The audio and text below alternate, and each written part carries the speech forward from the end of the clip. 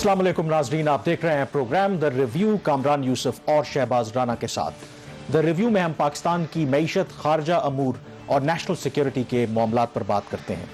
नाज़रीन, इसराइल की जारहियत फ़लस्तीन के ख़िलाफ़ आज उसका 5वां रोज़ है और अब तक की इत्तला के मुताबिक 140 से ज़ायद फ़लस्तीनी जो हैं इसमें शहीद हो चुके हैं। इसमें एक बहुत बड़ी तादाद बच्चों की भी है, ख़वातीन भी हैं और बुज़ुर्ग भी इसमें शामिल हैं।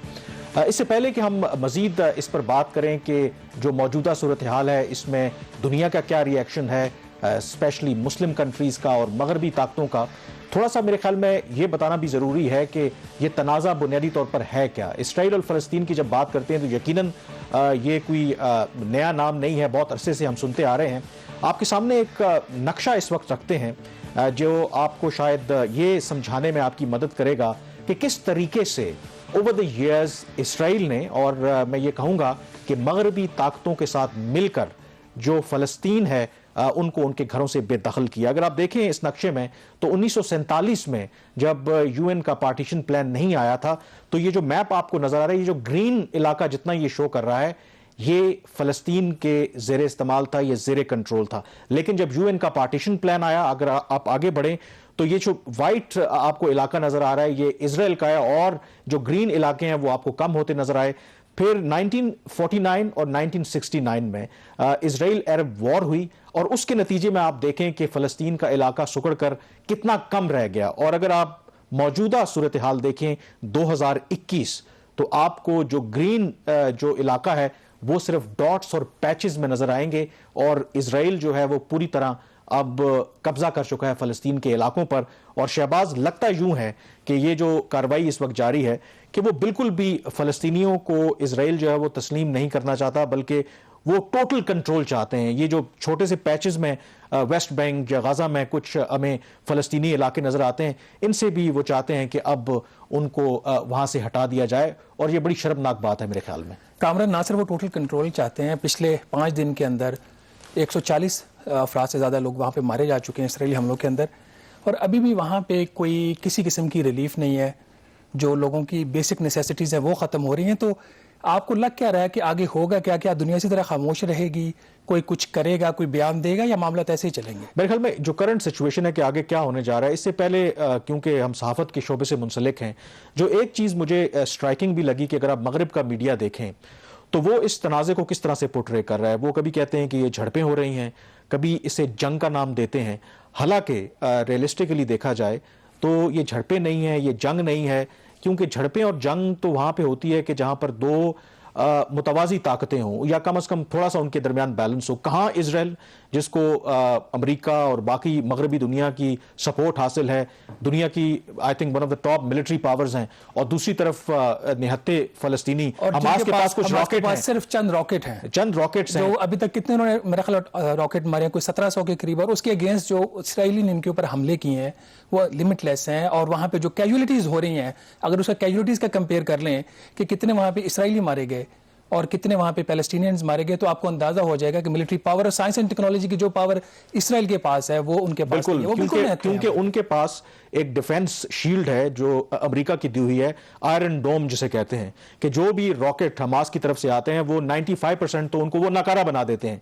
लेकिन इस किस्म की शील्ड जो है वो फ़लस्तीन के लोगों को, फ़लस्तीन के बच्चों को ये मुयसर नहीं है, जिसके नतीजे में हम इतनी ज़्यादा कैजुअलिटीज़ देख रहे हैं।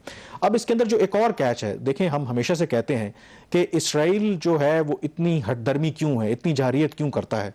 उसकी बहुत बड़ी वजह यह है कि जो अमेरिका है उसका सबसे बड़ा हिमायती है, उसका सबसे बड़ा एलाय है, और जो मगरबी ममालिक हैं वो उनको भरपूर सपोर्ट करते हैं। और उसका मुजाहरा जो है वो किस तरीके से हुआ कि स्टेट डिपार्टमेंट के तर्जुमान के साथ कुछ जो सहाफ़ी हैं वो बड़ी दिलचस्प उनके दरमियान आर्ग्यूमेंट हुआ जब उनसे ये पूछा गया कि वो इसराइल का ये जो एक्शन है जिसमें बच्चों को शहीद किया गया, ख़वातीन को शहीद किया गया, क्या इसकी कोई जस्टिफिकेशन है, क्या वो जो फ़लस्तीनी शहीद किए गए उनकी मज़म्मत करते हैं।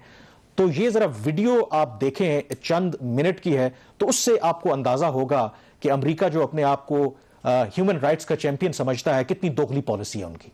इस वीडियो को देखने के बाद किसी तबसरे की ज़रूरत नहीं है कि अमेरिका जो अपने आप को दुनिया की सबसे पुरानी जमहूरियत समझता है, वैसे दुनिया को वो ह्यूमन राइट्स पर लेक्चर देते हैं, और उनकी अपनी हालत देखें कि वो बच्चों کہ قتل عام کو مذمت کرنے کے لیے تیار نہیں ہے. اور شہباز صرف امریکہ ہی نہیں بلکہ اگر آپ یورپی ممالک دیکھیں, کیونکہ اس سارے مسئلے کے بعد ہم نے دیکھا کہ یورپ کے اندر اسرائیل کے خلاف مظاہرے ہوئے, جرمنی اور فرانس میں تو ایون بجائے اس کے کہ وہ مذمت کریں اسرائیل کی, تو وہ جو لوگ مظاہرے کر رہے ہیں ان کو وہ دھمکی دے رہے ہیں کہ اگر آپ نے یہ مظاہرے بند نہ کیے تو ہم آپ پر پابندی لگا دیں گے. اور نہ صرف یہ کہ جو EU کمیشن کی پریزیڈنٹ ہیں انہوں نے بھی ایک ٹویٹ کیا, اور بجائے اس کے کہ وہ اسرائیل کو منع کرتی ہیں وہ کہتے ہیں جی کہ یہ جو حماس راکٹ فائر کر رہا ہے اس کو روکنا چاہیے. تو یہ میرے خیال میں شرمناک بات. یہ جب ویڈیو دیکھ رہا تھا تو آپ دیکھنا سیلف ڈیفense کا مطلب صرف اسرائیل کے لیے ہے, اس کا پیلسٹائن کے جو لوگ ہیں ان کے لیے کوئی مطلب نہیں ہے. اگر بچے مرتے ہیں اسرائیل کے تو اس کو کنڈیم کیا جا سکتا ہے, جو فلسطین کے بچے ہیں وہ تو بچے ہی نہیں ہے نا, وہ تو دنیا میں کسی کے بچے نہیں ہیں. اس میں جو سب سے خطرناک صورتحال ہے نا وہ جو جس طرح کی ایک اوور آل سچویشن ایمرج ہو رہی ہے. آپ نے یورپین ممالک کا ذکر کیا, آپ نے امریکہ کا ذکر کیا, وہاں پہ ان کے یونائٹڈ نیشن سیکورٹی کونسل کی ریزولوشن, اس کی کوئی پریس ریلیز نہیں ہے, جو لاسٹ ان کی ایک میٹنگ ہوئی ہے, اب اگلی میٹنگ کل ہونے جا رہی ہے. اسی طرح OIC کا اگر آپ رسپانس ابھی تک دیکھیں, مسلم ممالک میں آپ چیک کر لیجئے, سعودی عرب ٹھیک ایکٹیو ہوا ہے, ٹرکی سب سے زیادہ ایکٹیو ہے, پاکستان نے ایک رسپانس دیا ہے, اور چوتھا ملک جو کہ ٹریڈیشنلی اس کی حمایت میں ہوتا ہے پیلسٹینینز کے اور اسرائیل کے خلاف ہے وہ ایران ہے. ان 4 بڑے ممالک کے علاوہ آپ کو کسی طرف سے کوئی کنڈیمنیشن بھی ہوتی ہوئی نظر نہیں آ رہی. اب صورتحال وہاں پہ یہ ہے کہ غزہ کی پٹی جو تو حماس کا کنٹرول ہے, وہاں پہ تو جو حالات ہیں سو 140 کے قریب افراد مارے جا چکے ہیں. اب جو حالات وہ بگڑنا شروع ہو گئے ہیں. جو ویسٹ بینک ہے جس کے اوپر الفتح کا کنٹرول ہے, اور لیکن وہ بھی علاقہ جو ہے وہ اسرائیل کے کنٹرول میں ہے, وہاں پہ بھی اب جھڑپیں شروع ہو چکی ہیں, وہاں پہ مسلمانوں اور یہودیوں کے درمیان جھڑپیں ہو رہی ہیں. تو یہ صورتحال اب پھیل رہی ہے. اسی طرح جو اسرائیل کے جو کامران بارڈر ہے لیبنان کے ساتھ اور جارڈن کے ساتھ, وہاں پہ بھی کلیشز ہوئے ہیں. تو خطرہ اب یہ ہے, اب وہاں پہ 2 طرح کے, ایک تو ہیومینیٹیرین کرائسس آئے گا غزہ کی پٹی میں, وہاں پہ آپ کو پتہ ہے بجلی کے جو کنیکشن ہے وہ اب کہا جا رہا ہے کہ جو اویلیبلٹی آف الیکٹریسٹی ہے وہ کچھ علاقوں میں صرف 5 گھنٹے تک رہ گئی ہے, اور پانی کی جو سپلائی ہے اور بجلی کی جو صورتحال ہے, یہ اگر یہ معاملات تھوڑے سے بہتر نہیں ہونا شروع ہوتے اگلے 2 دن میں تو یہ وہاں پہ بہت سیویئر سچویشن ہو جائے گی. اور اگر یہ چیزیں کنٹرول میں نہ ہوئی اور مغرب نے اور میجورٹی مسلم ممالک نے اپنا جو خاموشی والا جو رویہ ہے وہ برقرار رکھا اور اسرائیل کی وہ حمایت کرتے رہے, تو وہاں پہ نہ صرف جو جانوں کا وہ ضیاع ہوگا, ایک ہم ایز اے ہیومینٹی آپ کے لیے ایک بہت بڑا کرائسس, ایک شرمناک بات ہے کہ پیلسٹینینز کا وہاں پر قتل عام ہو رہا ہے, اور بڑی بڑی طاقتیں جو چیمپئن ہیں, جس طرح آپ نے کہا وہ چیمپئن اپنے آپ کو بتاتے ہیں کہ وہ ہیومن رائٹس کے چیمپئن ہیں, وہ نہ صرف خاموش ہیں, وہ مذمت نہیں کر پا رہے. دیکھیں یہ جو کرائسس کی آپ بات کر رہے ہیں, اس کو اب اوائڈ کرنے کے لیے ظاہر ہے کہ تھوڑا خیال آیا کہ امریکہ نے اپنا ایک خصوصی نمائندہ خطے میں بھیجا ہے, جو فلسطین, اسرائیل اور جو باقی خطے کے ممالک ہیں اور UN کے ساتھ مل کر وہ کوشش کر رہے ہیں کہ ایک سیز فائر وہاں پہ کروائی جائے. اسی طرح OIC کا کل ہنگامی اجلاس ہو رہا ہے وزرائے خارجہ کا. یہ ترکی کا پرپوزل تھا کہ یہ اجلاس بلایا جائے اور ایک مشترکہ لائحہ عمل سامنے لایا جائے, لیکن اور اس کے ساتھ پھر UN سیکیورٹی کونسل کی بھی کل ایک میٹنگ ہو رہی ہے. لیکن یہ جو تمام اس وقت اقدامات ہو رہے ہیں وہ OIC ہو یا UN سیکیورٹی کونسل ہو, مجھے کم از کم نہیں لگتا کہ بہت بڑی ایسی پیش رفت ہوگی.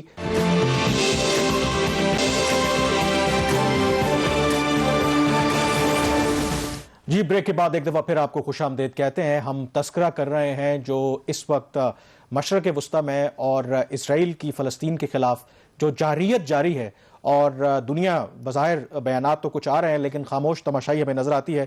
اس پر بات کرنے کے لیے ہمارے ساتھ اس وقت موجود ہیں اسکائپ پر سینیٹر مشاہد حسین سید, یہ چیئرمین ہیں پارلیمانی forum on Palestine Kashmir and Rohingya. تو مشاہد صاحب, سب سے پہلے میں آپ سے یہی سوال کرنا چاہوں گا کہ یہ کیا سیکرٹ ہے کہ ظاہر دنیا میں اتنے سارے ممالک ہیں, ایک ملک ہے اسرائیل کہ جو بچوں کو بھی شہید کرتا ہے, خواتین کو بھی شہید کرتا ہے, بزرگوں کو بھی شہید کرتا ہے, اور دنیا اس کا کچھ بھی نہیں کر سکتی. کیا سیکرٹ ہے اس کا؟ اس کا کوئی سیکرٹ نہیں جی. یہ کئی 100 سال سے ایک قانون چل رہا ہے, جنگل کا قانون, اور جنگل کے قانون کی بنیاد یہ ہے کہ جس کی لاٹھی اس کی بھینس, اور اگر اس کی مزاحمت نہ ہو تو جو بلی ہے, چاہے وہ اسرائیل ہو یا امریکہ ہو یا اور کوئی ہندوستان ہو کشمیر میں, وہ اور مظالم ڈھائے گا. اگر مزاحمت ہوتی ہے تو پھر فرق پڑتا ہے. تو اس میں افسوسناک بات یہ ہے کہ اس قسم کی مزاحمت فلسطینی تو کر رہے ہیں, وہ اپنا جان کا نذرانہ دے رہے ہیں, وہ شہید بھی ہو رہے ہیں. آپ نے کتنے بچے شہید ہو گئے ہیں, خواتین بھی اور مرد بھی, اور کوئی 1000 سے زیادہ لوگ زخمی بھی ہو گئے ہیں, کوئی 150 کے قریب شہید بھی ہو گئے ہیں. لیکن جو مسلم امہ جسے ہم کہتے ہیں, جن کے پاس اتنا دولت بھی ہے, پیٹرو ڈالرز بھی ہیں, ان میں جان نہیں ہے. چند ملکوں کے علاوہ جس میں سر فہرست ترکی کے صدر رجب طیب اردوغان صاحب ہیں. اچھا مشاہد صاحب, ابھی آپ نے صحیح فرمایا, مسلم امہ کے جو حالات ہیں, ابھی تک 4 ممالک سے کچھ بیانات سامنے آئے, جس میں آپ نے ترکی کا ذکر کیا, دوسرا پاکستان ہے, سعودی عربیہ ہے اور ایران ہے. تو کل جو OIC کا اجلاس ہونے جا رہا ہے, آپ کے خیال میں اس سے کوئی بڑی ایکسپیکٹیشن ہونی چاہیے, یا یہ بزنس ایز یوزول ہوگا, 56 ممالک کے وہاں پہ لوگ جو ہے وزراء بیٹھیں گے, بات کریں گے اور ایک ہلکی پھلکی سٹیٹمنٹ آ جائے گی؟ دیکھیں جی, یہ ایک ملک بھی, ایک شخص بھی, وہ کہتے ہیں انگریزی میں the difference of one, وہ فرق کر سکتا ہے. اب چھوٹا سا ملک ہے کیوبا, وہ 90 میل دور ہے امریکہ سے, اس کی 1 کروڑ سے کم آبادی ہے, لیکن انہوں نے 50-60 سال تک اس کے انقلاب قائم ہے کیونکہ انہوں نے ریزسٹ کیا.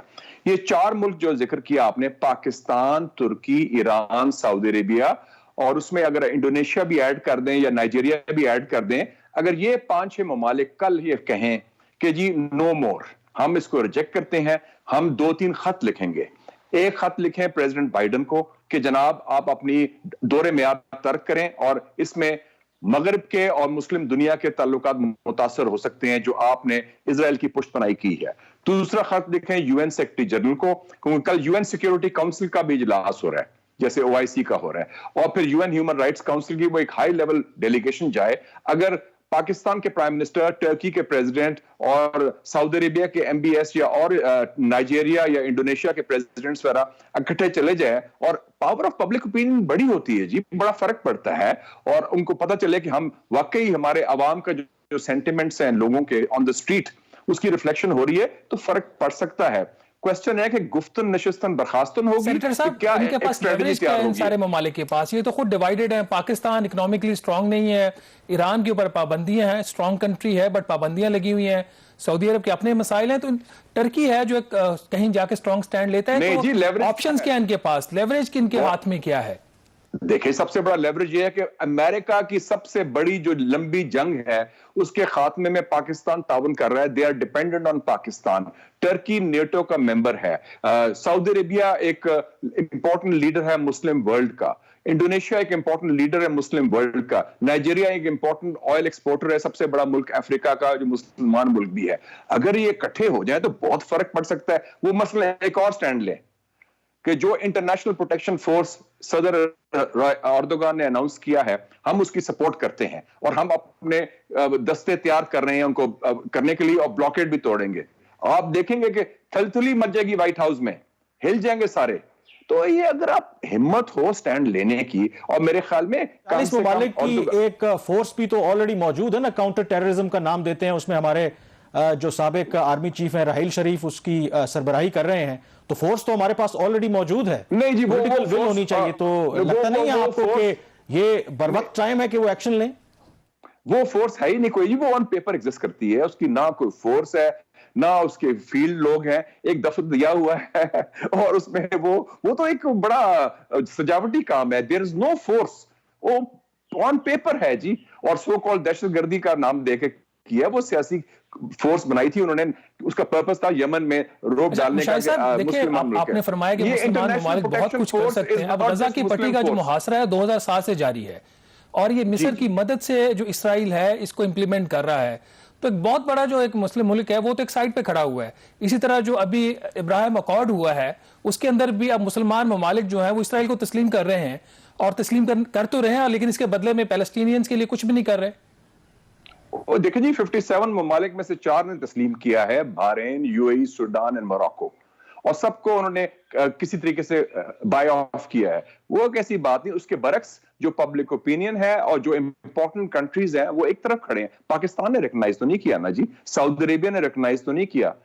تو اس لیے میں سمجھتا ہوں کہ اس وقت اگر ہم اچھی حکمت عملی تیار کریں اور واقعی ہم اس میں آگے لے کے چلیں, international protection force is not linked with the Muslim countries alone, کیونکہ یہ ایشو صرف اسلام کا نہیں ہے, یہ انٹرنیشنل لا, UN چارٹر اور یونائٹڈ نیشنز ریزولوشنز کا ہے, پیلسٹائن کا ایشو ہے, اور انسانی انسانیت کا ایشو ہے. سب سے بڑے ڈیمونسٹریشن کل کب کدھر ہوئے ہیں؟ نیو یارک میں ہوئے ہیں, اور آدھے لوگ ڈیمونسٹریشن میں یہودی تھے. تو یہ بات جو ہے یہ لارجر ہیومینٹی کا ایشو ہے. اس کو اگر ہم حکمت کے ساتھ اور ہمت کے ساتھ لے کے چلیں تو I think we can make a difference. اتنا بھی نہیں ہے مایوسی کہ ہم کچھ نہیں کر سکتے. سر پرنسپلی تو آپ بالکل ٹھیک کہہ رہے ہیں کہ یہ ہونا چاہیے, لیکن اس کے لیے ہمیں امریکہ کی اور جو مغربی طاقتیں ہیں ان کی مدد کی ضرورت ہوگی. جو ان کا رد عمل ہے, مثلاً جو اسٹیٹ ڈپارٹمنٹ ہے یا ایون پریزیڈنٹ جو بائیڈن ہیں, وہ کیا کہتے ہیں کہ یہ حماس کو راکٹ اٹیک جو ہیں وہ بند کرنے چاہیے. ان سے جب سوال ہوتا ہے کہ کیا آپ مذمت کرتے ہیں جو معصوم بچوں کی, فلسطینیوں کی, ان کو شہید کیا جا رہا ہے, اس پر وہ کوئی واضح پالیسی نہیں لیتے. وہ کہتے ہیں کہ اسرائیل کے پاس سیلف ڈیفنس کا حق ہے. EU کمیشن کی پریزیڈنٹ کہتی ہیں کہ حماس کو چاہیے کہ وہ راکٹ اٹیک بند کریں. تو اتنا جو ون سائیڈڈ اوپینین ہے, اس طریقے سے بلینکٹ سپورٹ جب اسرائیل کو مل رہی ہے, ڈو یو تھنک کہ پریکٹیکلی وی شوڈ ایکسپیکٹ کہ یہ لوگ کوئی بہت اس طرح کا کام کریں گے جس سے فلسطینیوں کو فائدہ ہو؟ دیکھیں جی, we can make a difference after all. یہ جو لوگ ہیں ویسٹ میں, اس میں ڈبل سٹینڈرڈز ہیں, اسلاموفوبیا بھی ہے, اور جو سب سے شرمناک رول میرے خیال میں یونائٹڈ اسٹیٹس آف امریکہ کا ہے, خود جو بائیڈن کا, ان کا جو ٹونی بلنکن ہے, اس نے جو بیان دیا ہے فورن سیکرٹری نے, اور جو ان کا اسپوکس مین ہے, انہوں نے کہا ہے کہ سیلف ڈیفنس کر رہا ہے اسرائیل, تو وہ ایک شرمناک بات ہے. ہمارا یہ باور کرانا ہے کہ جیسے چائنیز نے کہا تھا 18 مارچ کو ٹونی بلنکن کو, you do not represent the international community, جو بین الاقوامی برادری کی بات کرتے ہیں, ہم اس کو نہیں مانتے. میجورٹی تھرڈ ورلڈ کی ہے اور ہم اس پر سٹینڈ لیں گے. آپ چائنا سے بات کریں, رشیا سے بات کریں, UN میں لے کے جائیں ایشوز, اور at least it will make a difference. آپ اپنی آواز تو اجاگر کریں نا, اپنا موقف تو دینا.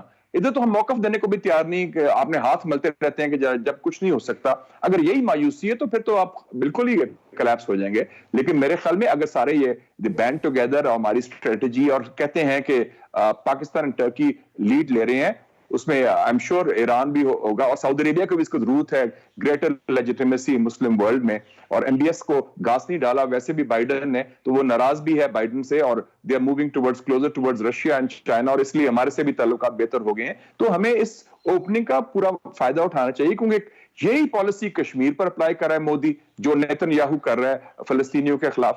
تو اس حوالے سے بڑا ضروری ہے کہ ہم اس کو لیں. اور اچھی بات ہوئی ہے کہ اس سے جو اسرائیل کی تسلیم کرنے کا جو ایک کیمپین تھا, وہ اب کلیپس ہو گیا ٹوٹلی. لوگوں کو اصلیت, ان کا چہرہ سامنے. مشاہد صاحب, آپ کہہ رہے ہیں کہ یہ جو کیمپین تھا یہ کلیپس ہو گیا ہے. آپ کو پتا ہے کہ پچھلے سال پاکستان کے اندر بھی یہ موو چلی تھی, اور کچھ اینکر پرسنز کی غالباً وزیر اعظم صاحب سے ملاقات بھی سلسلے میں کروائی گئی تھی. تو آپ واقعی سمجھتے ہیں کہ یہ جو موو ہے یہ اب ختم ہو گئی, یا پھر ابھی سے کچھ عرصہ بعد جب یہ کانفلکٹ وہ جو ہے وہ ختم ہو جائے گا, اللہ کرے وہ جلدی ختم ہو, تو پھر دوبارہ یہ موو چلے گی, پاکستان کے اوپر بھی دباؤ آ سکتا ہے, باقی ممالک کے اوپر پھر آ سکتا ہے؟ پاکستان ایک مختلف ملک ہے. پاکستان کا موقف اسرائیل پر پری ڈیٹس OIC, عرب league, predates creation of Pakistan, Quaid Azam نے جو کہا تھا, اور پبلک اوپینین کی بات ہے. کیوں کلیپس ہوا تھا؟ یس, کچھ لوگوں نے کوشش کی تھی, کسی نے آنکھ بھی ماری تھی, کچھ اینکرز کو بھی کہا گیا کہ آرکسٹریٹ کرو campaign. Public opinion will not allow that. یاد رکھیں کہ پاکستان میں جو گورنمنٹ یا کوئی شخص یا کوئی ادارہ کشمیر پر اور پیلسٹائن پر کمپرومائز کرنے کی کوشش کرے گا, وہ they will fail, the government will fall. یہ be very clear on that. یہ ریڈ لائنز ہیں پاکستانی عوام کے لیے, جیسے سی پیک بھی ہے اور اس میں نیوکلیر پروگرام بھی ہے. پیلسٹائن, کشمیر, سی پیک, نیوکلیر پروگرام. شاید صاحب آپ سے آخری سوال میں یہ کرنا چاہوں گا کہ جو کشمیر کا مسئلہ ہو یا فلسطین کا, ہمیشہ جو ہمارے یہاں ظاہر ہے کہ مسلم دنیا میں بھی ایسے گروہ ہیں یا جو جنہیں ریڈیکلز بھی کہتے ہیں, وہ ایسی سچویشن کو ایکسپلائٹ کرتے ہیں کہ دیکھیں مغرب کس طرح مسلمانوں کے ساتھ زیادتی کر رہا ہے. اب یہ جو کچھ فلسطین میں ہو رہا ہے, جو امیجز ہمارے سامنے آ رہے ہیں, اگر اس کا حل نہ نکالا گیا, ڈو یو تھنک کہ مسلم دنیا میں اس سے جو ریڈیکلائزیشن ہے وہ بڑھے گی؟ میرے خیال میں آپ یہ دیکھ لیں کہ اسامہ بن لادن سے پوچھا گیا کہ 9/11 کی کیا وجہ تھی, اس نے کہا 9/11 کی بنیادی وجہ تھی فلسطین, اسرائیل کا قبضہ فلسطین پر, امریکی حمایت اسرائیل پر, فلسطین پر. اس نے فلسطین کو مین کاز بتایا 9/11 کا, جو اتنا بڑا واقعہ تھا. تو ریڈیکلائزیشن سے زیادہ میں سمجھتا ہوں جو مسلم دنیا میں ایک غصہ ہے مغرب کے حوالے سے, امریکہ کے حوالے سے, وہ بڑھے گا, اور واقعی اس میں پھر گنجائش نہیں رہے گی فار دا سینٹر اسپیس. اور یہ خود یہ جو سینز دیکھے ہم نے, سب سے زیادہ انتہا پسند حکومت تو اسرائیل کی ہے اور ہندوستان کی ہے. تو ریڈیکلائزیشن کی بات کرتے ہیں, مسلمان تو بہت پیچھے ہیں ان کے. They are the biggest extremist and fascist, چاہے مودی ہو یا نیتن یاہو ہو, اور اس کے بیچے کون ہے؟ امریکہ. بالکل مشاہد صاحب آپ صحیح کہہ رہے ہیں، اور وہ جو ریڈیکلائزیشن کی بات کریں یہ اسٹیٹ لیول پہ ہو رہی ہے. اگر دنیا میں ہے تو شاید جنہیں نان اسٹیٹ ایکٹرز کہتے ہیں یا انڈیویجول لیول پہ ہوتی ہے، تو یقیناً جو اسٹیٹ ٹیررزم ہے وہ کہیں گنا بڑا آپ سمجھ لیں کہ وہ کرائم ہے، کیونکہ اسٹیٹ کے پاس یہ ذمہ داری ہوتی ہے کہ انہوں نے رسپانسبلی ایکٹ کرنا ہے. بہرحال بہت شکریہ مشاہد صاحب آپ کا. یہاں پر بریک لیں گے اور بریک کے بعد ایک اور اہم موضوع پر بات کریں گے. Stay with us.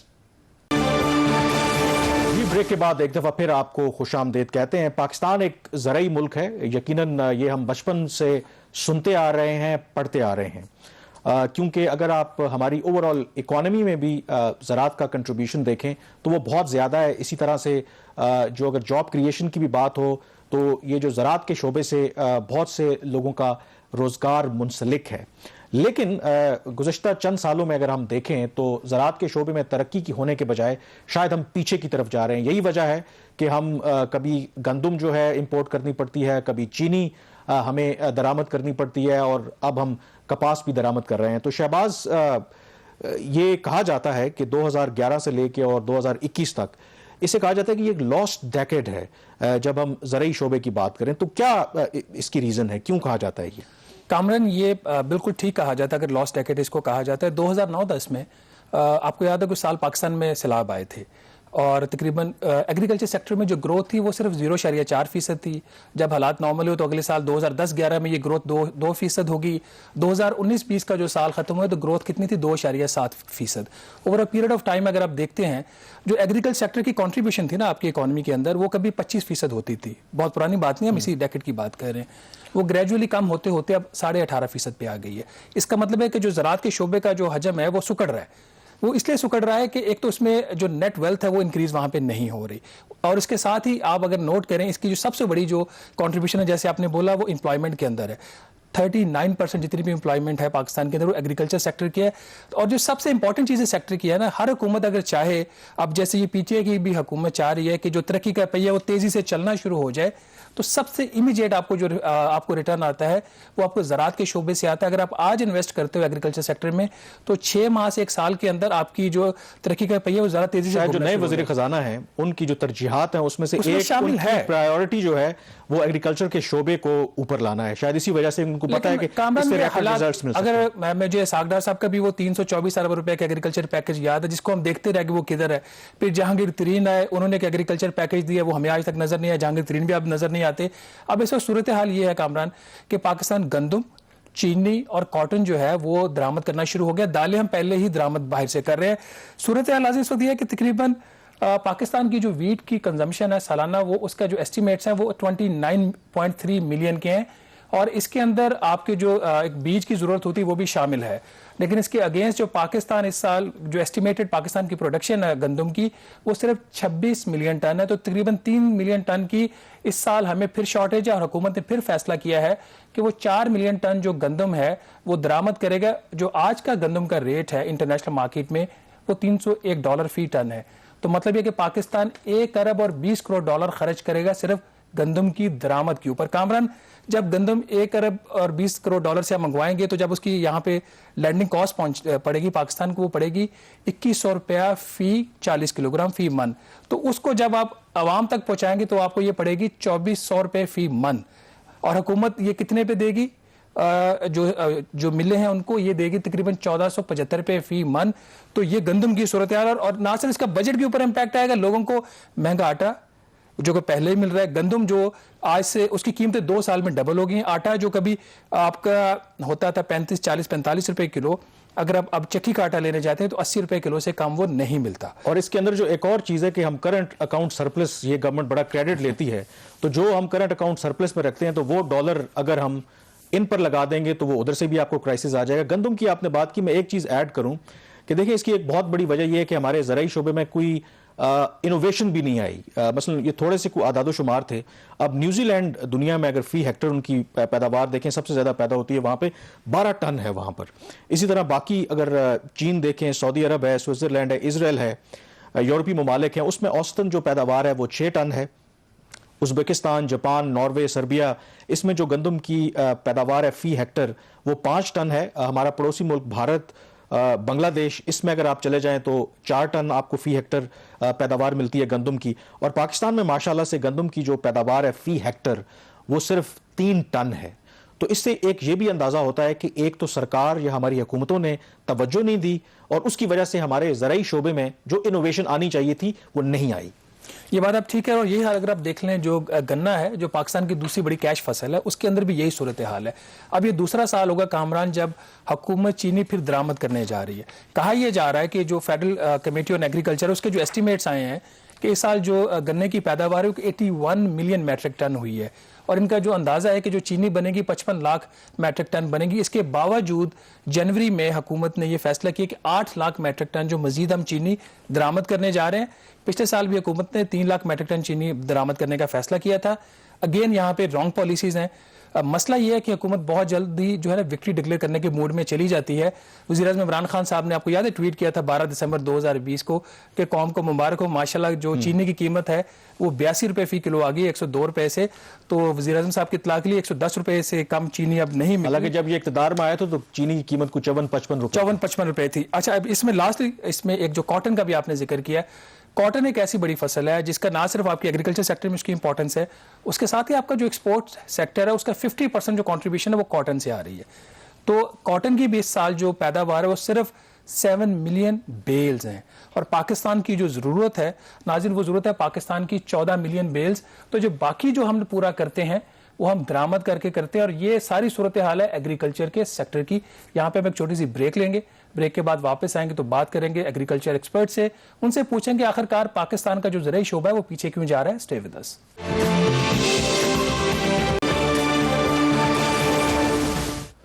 جی بریک کے بعد ایک دفعہ پھر آپ کو خوش آمدید کہتے ہیں. ہم ذکر کر رہے ہیں کہ پاکستان میں زرعی جو شعبہ ہے وہ کیوں زبحالی کا شکار ہے اور اس کی کیا وجوہات ہیں. اس پر بات کرنے کے لیے ہمارے ساتھ سید محمود بخاری صاحب موجود ہیں. یہ چیئرمین ہیں آل پاکستان کسان فاؤنڈیشن کے. تو بخاری صاحب بہت شکریہ پروگرام میں تشریف لانے کے لیے. کیا وجہ ہے کہ ہمارا جو زرعی شعبہ ہے آگے جانے کے بجائے پیچھے جا رہا ہے؟ اگر ہم دیکھیں کبھی ہم گندم امپورٹ کرتے ہیں, کبھی کپاس, کبھی چینی ہمیں امپورٹ کرنی پڑتی ہے. تو آپ کی نظر میں کیا اس کی بڑی وجوہات ہیں؟ شہباز رانا صاحب اور کامران یوسف صاحب آپ کا پہلے شکریہ, آپ کے چینل کا شکریہ. گزارش یہ ہے کہ یہ کوئی ایک دہائی کا قصہ نہیں ہے, یہ کئی دہائیوں کا قصہ ہے. اور زراعت ایک ایسا شعبہ ہے جو حکومتوں کی ترجیح نہیں رہا. بنیادی طور پہ وہ کہتے ہیں وقت کرتا ہے پرورش برسوں حادثہ ایک دن میں رونما نہیں ہوتا. اب جب جو ہے وہ فصلوں کی پیداوار ٹھیک نہیں آتی اور ہمیں باہر سے منگوانا پڑتا ہے تو پھر ہمیں احساس ہوتا ہے. اور یہ میڈیا کی بھی ذمہ داری ہے کہ وہ اس چیز کو اب ایک ایشو کے طور پہ اٹھائے تاکہ حکومتوں کو اس بات کا احساس ہو. گزارش یہ ہے کہ نہ ہمارے پاس رانا صاحب بیج اچھا ہے جو بنیاد ہے. آپ حیران ہوں گے کہ جو سیڈ کا پاکستان کے اندر حال ہے, جس کی وجہ سے جو بنیادی چیز ہے جس سے آغاز ہوتا ہے فصلوں کا, اور جب بیج کسان بوتا ہے اور پھر اس کی جرمینیشن نہیں ہوتی, وہاں پہ ہمیں جو ہے وہ مشکلات کا سامنا کرنا پڑتا ہے. اور کوئی قانون ایسا نہیں ہے جو ان سیڈ کمپنیوں کو, سیڈ دینے والوں کو جو لکھ کے دیتے ہیں کہ اس کا اگاؤ 80% ہوگا, وہ نہیں ہوتا تو کوئی ان سے پوچھنے والا نہیں ہے. اور ظلم یہ ہے کہ اس کے بعد آگے آ جائیں آپ پیسٹی سائیڈ. میں ایک ایک کر کے آپ کو گنواتا آتا ہوں کہ اس کی کوئی ایک شعبہ ذمہ دار نہیں ہے. پیسٹی سائیڈ کا شعبہ ہے تو وہاں بھی مافیاز بیٹھے ہیں. اور وہاں آپ نے دیکھا کہ پچھلے سال جو کپاس کی ریکارڈ پیداوار کم ہوئی اور جس کی بنیاد پہ زر مبادلہ بھی کم ہوا پاکستان کو اور مشکلات بھی اٹھانی پڑی اور باہر سے منگانی پڑی, وہاں پہ وائٹ فلائی نے تباہی مچا دی. آپ حیران ہوں گے کہ یہاں پاکستان کے جو موسمیاتی تبدیلیاں ہیں اس کے مطابق ریسرچ نہ ہونے کے برابر ہے.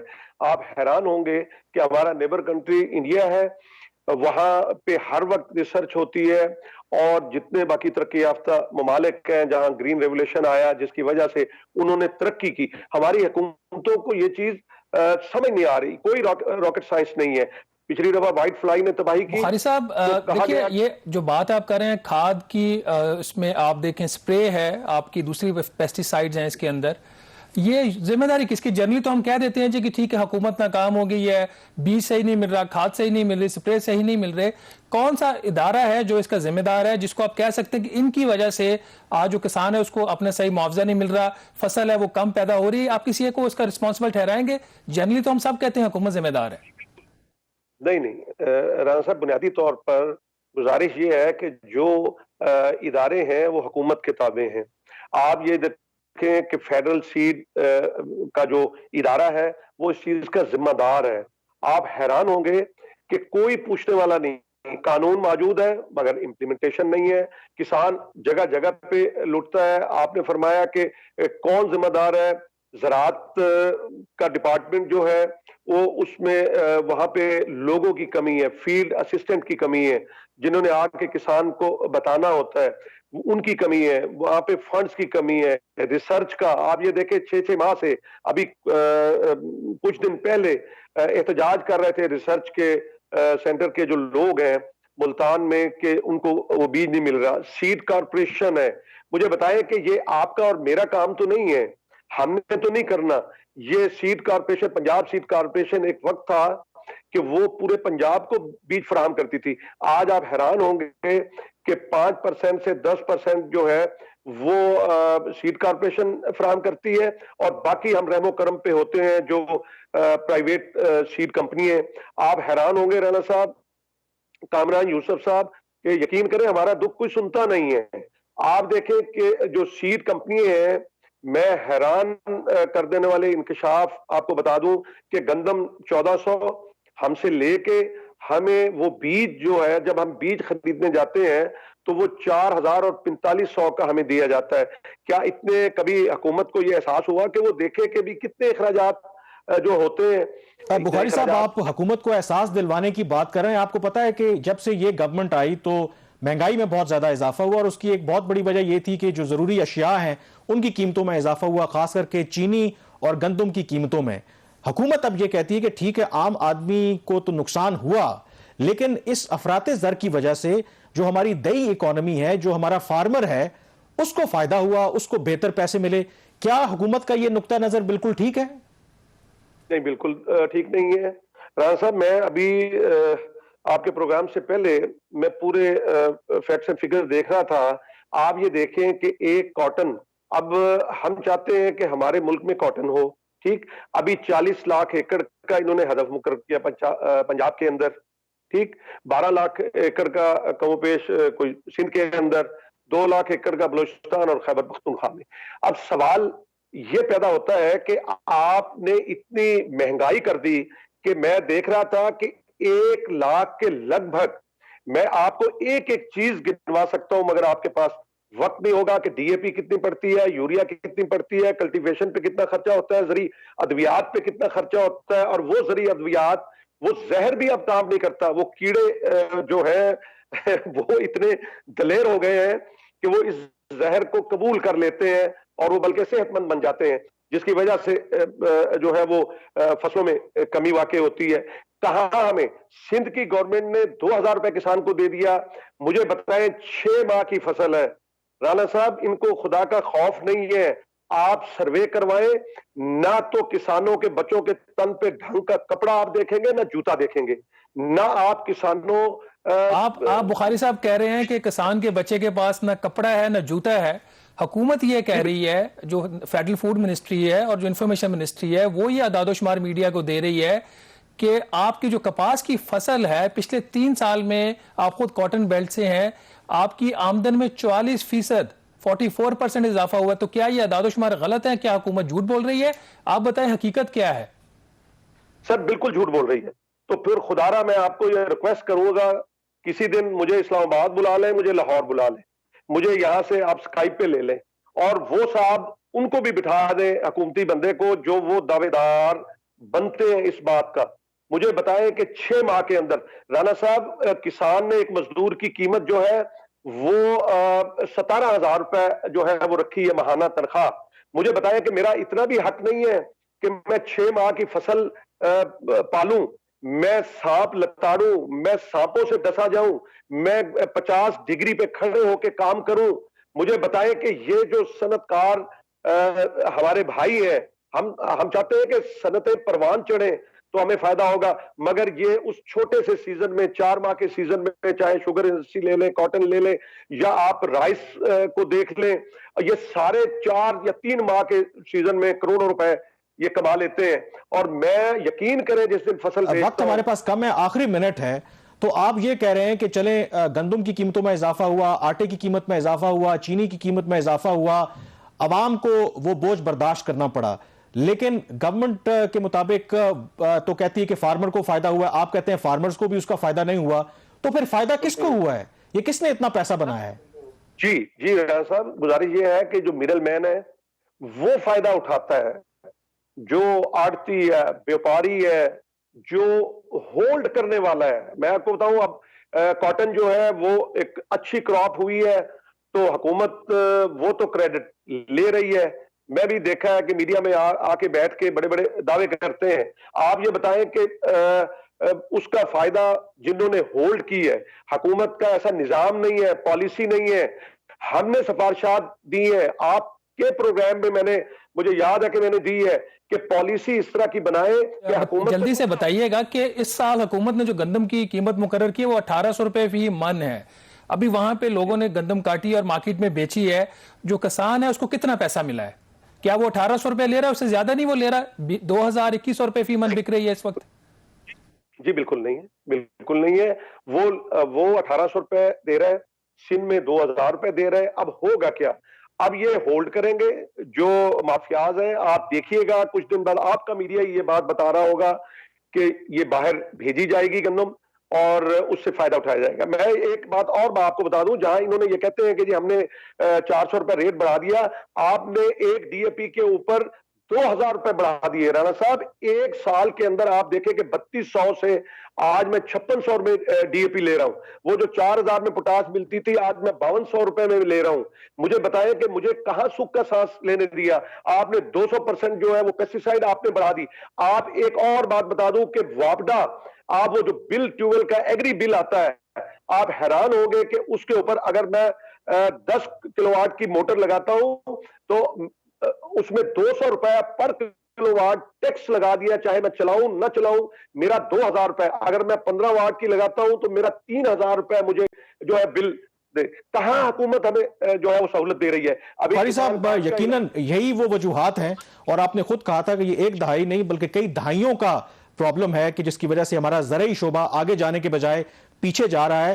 لیٹ سی کہ اب یہ حکومت کیا کرتی ہے, کیونکہ آپ کی جو شکایات ہیں اس کی لسٹ تو بہت لمبی ہے, تو کیا وہ گورنمنٹ ان کا ازالہ کر پائے گی, یہ تو وقت ہی بتائے گا. بہرحال پروگرام دا ریویو سے اتنا ہی. مجھے کامران یوسف اور شہباز رانا کو اب اجازت دیجیے.